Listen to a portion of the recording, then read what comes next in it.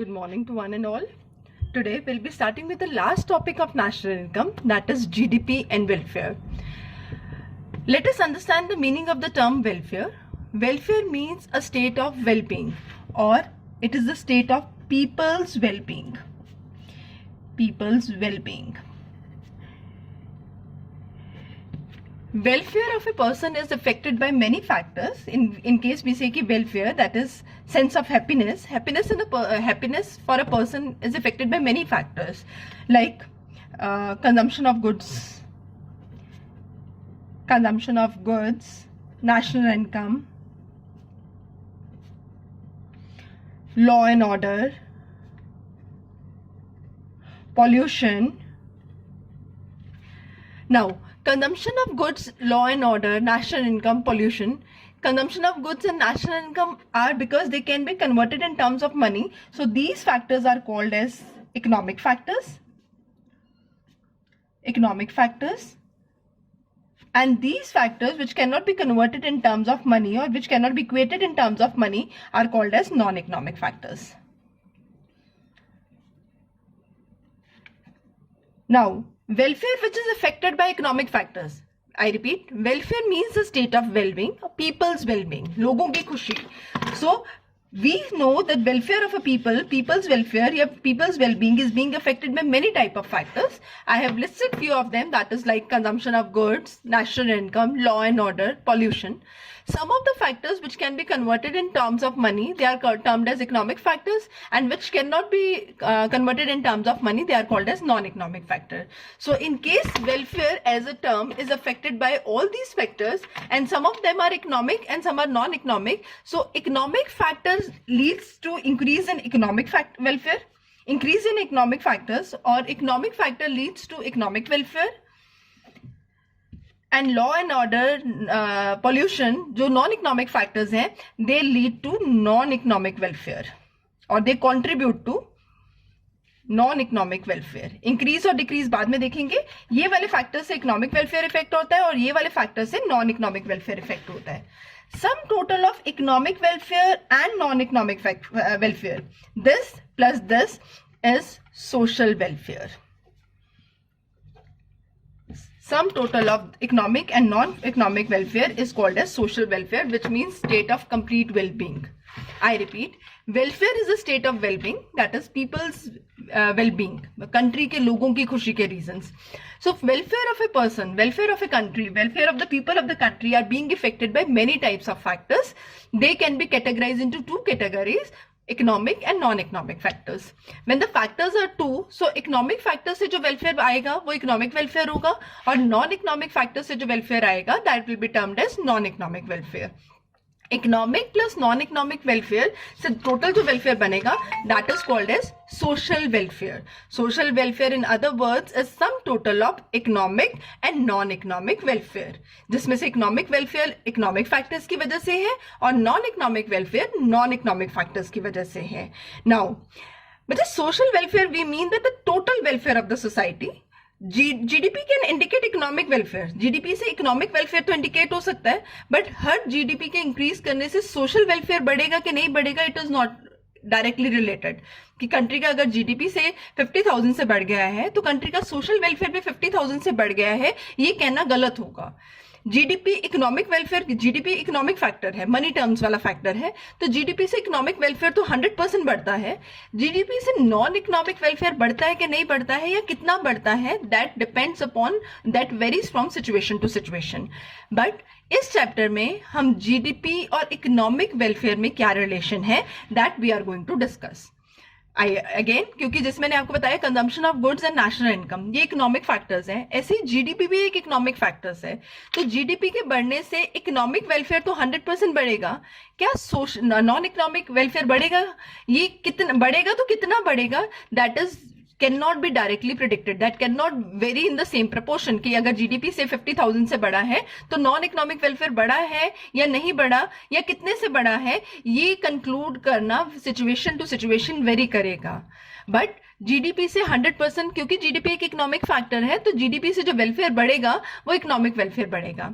So in this chapter will discuss whether increase in GDP direct, how much it with increase in GDP, how does or how much it contributes to the economic welfare, how does and how much it contributes to the economic welfare, that we'll discuss in this unit. Now beta, be very clear with, we are here talking about economic welfare, we are not talking about social welfare. Very much clear कि ये जो welfare बढ़ेगा GDP से, that welfare we'll be talking about is called economic welfare and not the social welfare. So basically the heading will be limitations of GDP as an indicator of economic welfare. कौन सी चीजें हैं जिनके बढ़ने से, GDP के बढ़ने से जो वेलफेयर बढ़ रहा है वो सेम प्रोपोर्शन में बढ़ रहा है, कम बढ़ रहा है, और कौन से इंडिकेटर्स हैं जिनको जो वेलफेयर बढ़ा रहे हैं या कम कर रहे हैं और वो जीडीपी में इंक्लूड नहीं हो रहे हैं. So the topic is limitations of GDP as index of welfare. Very much made it clear कि here welfare means economic welfare. So first limitation is many goods and services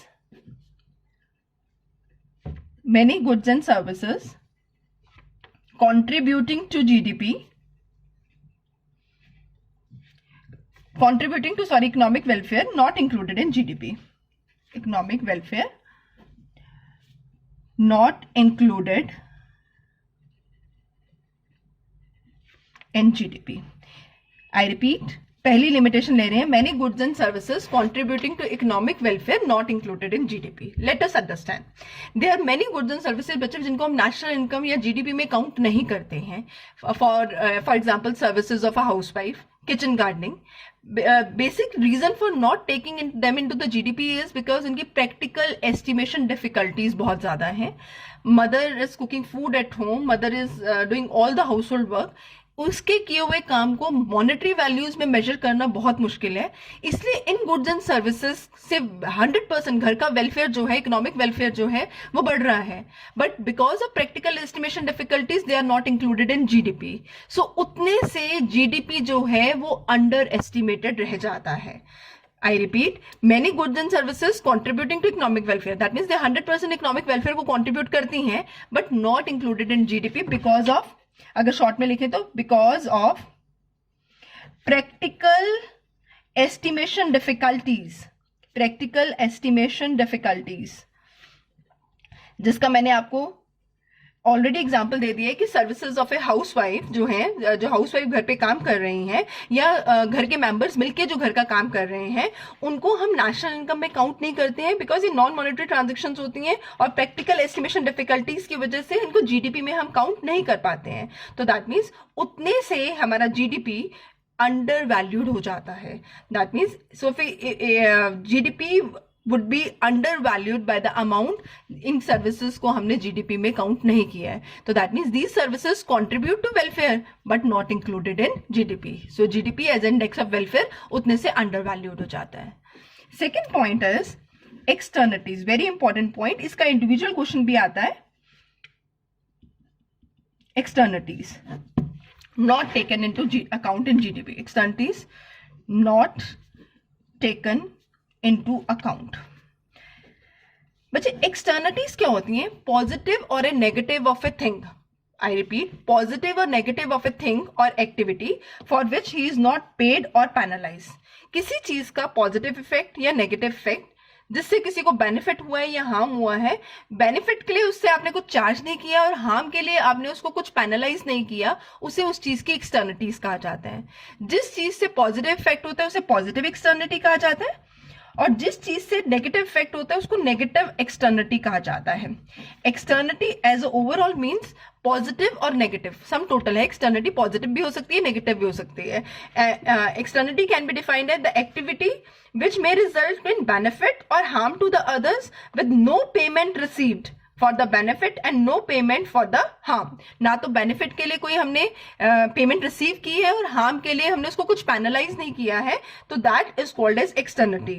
जो एक्सटर्निटीज positive effect देती हैं उनको positive एक्सटर्निटीज कहा जाता है और जो जिन एक्सटर्निटीज से नेगेटिव इफेक्ट होता है उन्हें नेगेटिव, जो हार्म करती है उन्हें नेगेटिव और जो बेनिफिट देती है उन्हें पॉजिटिव एक्सटर्निटीज कहा जाता है.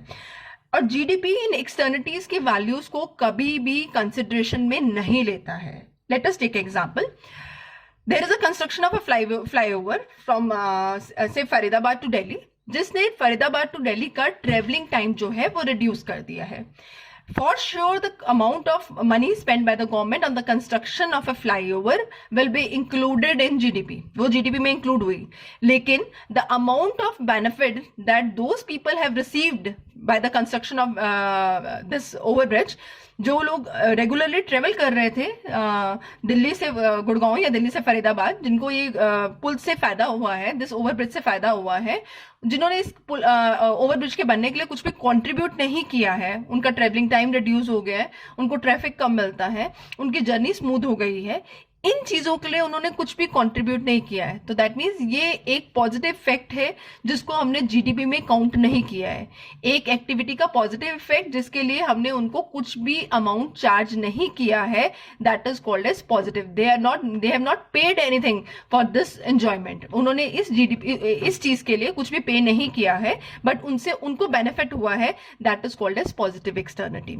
वो एक एक्टिविटी का पॉजिटिव इफेक्ट है जिसके लिए उनको पे नहीं करना पड़. एक्टिविटी वॉज की कंस्ट्रक्शन ऑफ ए फ्लाईओवर, जिससे ट्रेवलिंग टाइम रिड्यूस हो गया, कंप्यूटेशन टाइम रिड्यूस हो गया, जर्नी स्मूथ हो गई. बट वो लोग जिनको ये फायदा हुआ है उन्होंने इसके लिए कुछ भी पे नहीं किया है. So this amount of benefit that they have received is called positive externity, and this positive externity value is not included in GDP.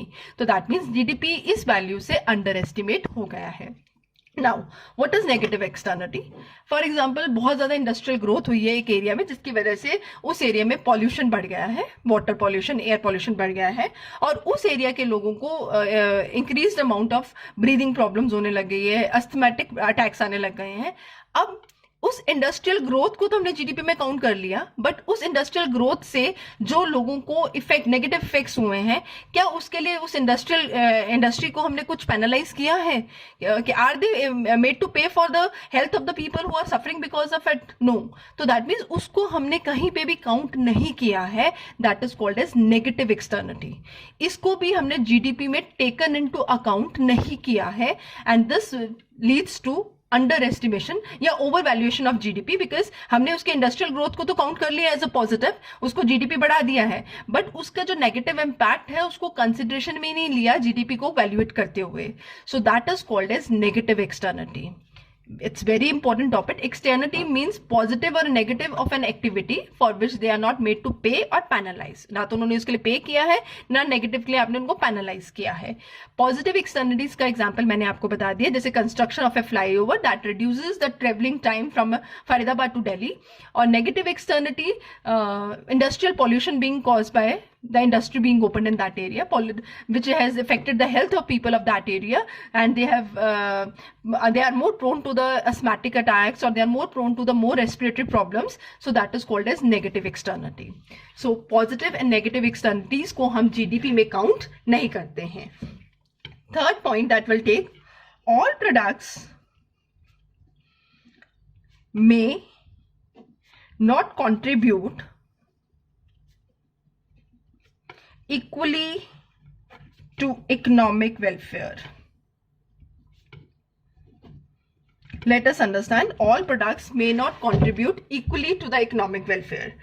GDP में बेटा different type of goods and products जो है वो इंक्लूड होते हैं, like food articles include होते हैं, defence goods include होती हैं, क्लोथ्स इंक्लूड होते हैं, पुलिस सर्विसेज इंक्लूड होती हैं.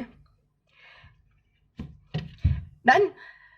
बच्चे, इनमें से कुछ गुड्स हैं जिनका इकोनॉमिक वेलफेयर से डायरेक्ट रिलेशन है, जो इकोनॉमिक वेलफेयर को बहुत ज्यादा बढ़ाती हैं, और कुछ हैं जिनसे इकोनॉमिक वेलफेयर उतना नहीं बढ़ता है, लाइक फूड, क्लोथिंग. अगर हमारी कंट्री में फूड आर्टिकल्स या क्लोथ्स की प्रोडक्शन ज्यादा होगी तो उससे इकोनॉमिक वेलफेयर ज्यादा बढ़ेगा, जबकि डिफेंस गुड्स, पुलिस सर्विसेज, इनसे जो इकोनॉमिक वेलफेयर है वो कम बढ़ेगा.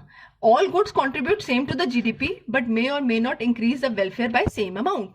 Food articles, clothes, defense, pullers, इन सबको हम GDP में काउंट करते हैं और उनकी वैल्यूएशन सेम है. ऐसा नहीं है कि फूड आर्टिकल्स को जब हम GDP में काउंट करते हैं तो उसकी वैल्यू डबल ले लेते हैं और डिफेंस को हाफ लेते हैं. अगर 50,000 के फूड आर्टिकल्स प्रोड्यूस हुए हैं या 50,000 के डिफेंस गुड्स प्रोड्यूस हुई हैं, their contribution to GDP will remain as 50,000 but their contribution to economic welfare may not be same. Food article, clothes, housing, ये वेलफेयर को ज्यादा बढ़ाते हैं, जबकि defence, police, they do increase the welfare of a country, they are very important but they do not directly contribute to the standard of living of the people. So their contribution to GDP may be same but they may or may not increase the economic welfare by same amount. So heading is all products may not contribute equally to the economic welfare. They may contribute equally to the GDP but may or may not contribute in the same proportion to the welfare of a society, which is measured by the standard of living. Because defence अच्छा है हमारी country का, police services अच्छी हैं, इससे standard of living पे direct impact, I won't say कि impact नहीं आता है, इम्पैक्ट आता है लेकिन स्टैंडर्ड ऑफ लिविंग पे डायरेक्ट इम्पैक्ट जो है वो नहीं आता है. Next one, contribution of some of the products may be negative. कुछ प्रोडक्ट्स का कॉन्ट्रीब्यूशन इवन नेगेटिव है. Contribution of some of the products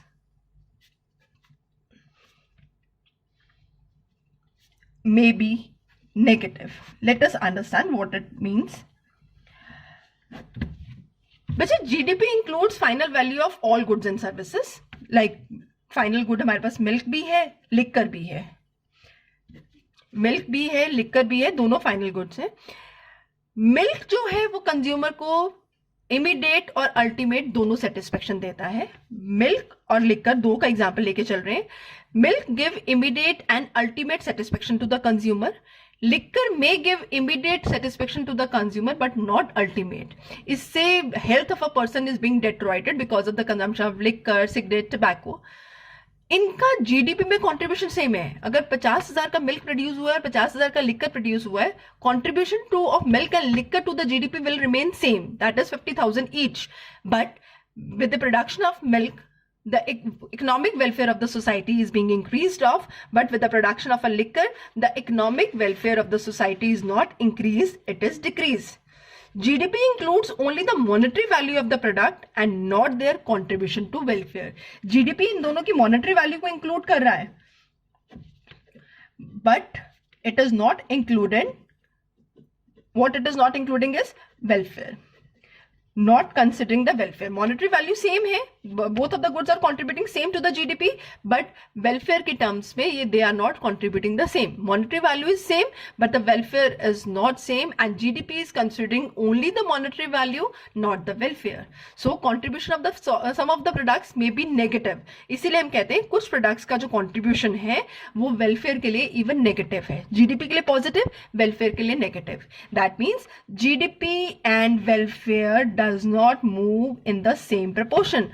Increase in GDP does not ensure increase in welfare of the people. Increase in GDP does not ensure कि 100% उतने से welfare of the society, welfare of the people, state of well-being of the people will also be increased off. So contribution of the sum of the products may be negative. Some of the for example milk and liquor both give consumer immediate satisfaction. Milk gives immediate as well as ultimate satisfaction but liquor gives immediate, not ultimate satisfaction. Ultimately it is going to deteriorate the health of the people. So the contribution of liquor to GDP is there but to the economic welfare it leads to decrease in economic welfare. Economic welfare of the people is decreased because of the contribution, because of the production of liquor. So this shows कि GDP and welfare, GDP is not an index of a welfare. GDP जो है वो clear index of welfare नहीं है. The last point in GDP as index of welfare is change in distribution of income may affect the welfare. Now we know हमारी country में all the people do not earn the same amount. सब लोग एक जैसा पैसा नहीं कमाते हैं, कुछ ज्यादा कमाते हैं और कुछ कम कमाते हैं. और हमें ये भी पता है अगर कंट्री की रियल GDP या real GDP per capita income बढ़ जाती है, it is just an average. कि हर कंट्री में flow of goods and services पर पर्सन बढ़ गया है। इसका ये मतलब नहीं है कि हर बंदे के पास flow of goods and services बढ़ गई हैं। अगर हमारी कंट्री में इनइक्वालिटीज ऑफ इनकम है और रियल जीडीपी बढ़ गया है तो मे बी जो पर कैपिटा इनकम बढ़ी है उसका जो है वो रिच के फेवर में बढ़ी हो और पुअर के फेवर में कम हुई हो। The income has increase for rich and decrease for that of poor.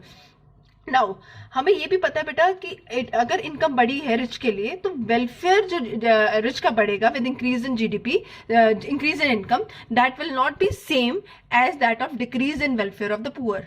I repeat, income के बढ़ने से जो अमीर का वेलफेयर बढ़ा है और इनकम के कम होने से गरीब का जो वेलफेयर कम हुआ है, that is not the same. The value of money for rich and that of poor is not the same. Utility of a rupee जो है, इनकम की यूटिलिटी जो है पुअर और रिच के लिए डिफरेंट है। इनकम ऑफ द पुअर अगर डिक्लाइन करती है 1 रुपए से और रिच की इनकम 1 रुपए से बढ़ती है, से अगर रिच के फेवर में इनकम 1 रुपी से बढ़ती है और पुअर के फेवर में 1 रुपी से जो इनकम है वो कम होती है, डिक्रीज होती है, तो increase in welfare of rich, increase in economic welfare for rich and decrease in economic welfare for poor is not the same. I repeat, country का तो जीडीपी बढ़ गया है, कंट्री इज नॉट कंसर्न कि welfare बढ़ा कि कम हुआ। GDP बढ़ा, जीडीपी हमारी कंट्री में इनइक्वालिटीज ऑफ इनकम है, हमारी कंट्री में नहीं, हर कंट्री में इनइक्वालिटीज ऑफ इनकम होती है। कोई भी ऐसी कंट्री में नहीं है जहां पे gap between rich and poor है ही नहीं है। There is a gap between rich and poor, कुछ कंट्रीज में कम है और कुछ कंट्रीज में ज्यादा है। नाउ पहली चीज कि अगर कंट्री का जीडीपी बढ़ रहा है तो that means per capita availability of goods and services बढ़ रही है, but per capita availability of goods and services does not ensure that every person in the country is benefited out of it. वो just एक average दिखाता है। Now अगर हमारी country में इनइक्वालिटीज बढ़ रही हैं तो दैट मीन्स जो इनकम के इंक्रीज का बेनिफिट है वो रिच के फेवर में गया और पुअर के अगेंस्ट गया है। तो इनकम जो अमीर की रिच की बढ़ी है उससे जो increase in welfare for rich होगा और इनकम जो पुअर की कम हुआ है उससे decrease in welfare for poor होगा, उनमें गैप बहुत ज्यादा होगा, because utility of rupee for rich and utility of rupee for poor differs. So अगर डिस्ट्रीब्यूशन ऑफ इनकम चेंज हुआ है उससे वेलफेयर इंक्रीज या डिक्रीज सेम प्रोपोर्शन में नहीं होगा। अगर कंट्री की इनकम बढ़ भी गई है, per capita availability of goods and services बढ़ भी गए हैं, इससे वेलफेयर बढ़ा है कि कम हुआ है इसको डायरेक्टली हम नहीं रिलेट कर सकते। We can not relate, we need to get to the depth of the situation कि इनइक्वालिटीज, इनकम बढ़ी है तो क्या इनइक्वालिटीज बढ़ी है कि कम हुई है। अगर इनइक्वालिटीज कम हुई होंगी तो वेलफेयर बढ़ा होगा, बट अगर इनइक्वालिटीज भी बढ़ी हैं तो all together from the given situation we conclude कि welfare would have decreased in this situation, right? So it will rise in per capita real income or inequalities increase may lead to decrease in welfare. per capita income बढ़ गई, inequalities बढ़ गई हैं, तो overall situation का जो result होगा that is decrease in welfare, not increase in welfare. This point must be kept in mind जब भी आप इस चीज से कंक्लूड करने की कोशिश करेंगे कि डिस्ट्रीब्यूशन ऑफ इनकम से वेलफेयर कैसे कोरिलेटेड है। Is it clear? So change in distribution of income may affect welfare, it may increase welfare, it may decrease welfare depending on the situation in whether inequalities in the society have increased or decreased.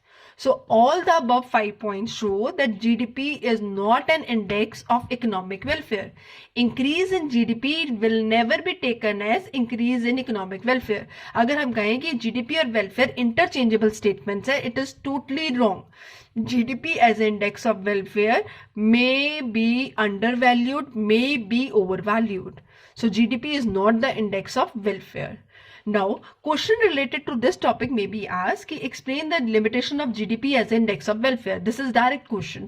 आपके पास 5 point समझाए गए हैं with quoting an example. आप कोई भी पूछ सकते हैं, जिसमें externalities वाला पॉइंट इंडिविजुअली भी पूछा जाता है for 1 marks. Define externality, define positive externality, give an example of positive externality, give an example of negative externality.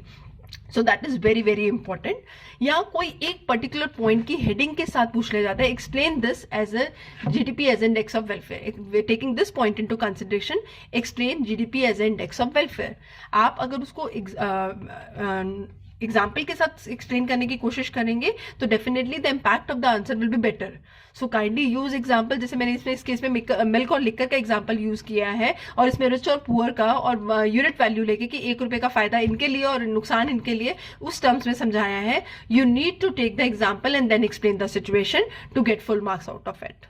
So with this, we come to end of the chapter, that is national income, and after this we'll be starting with the Indian economic development, that is second book Indian economic development वो start करेंगे.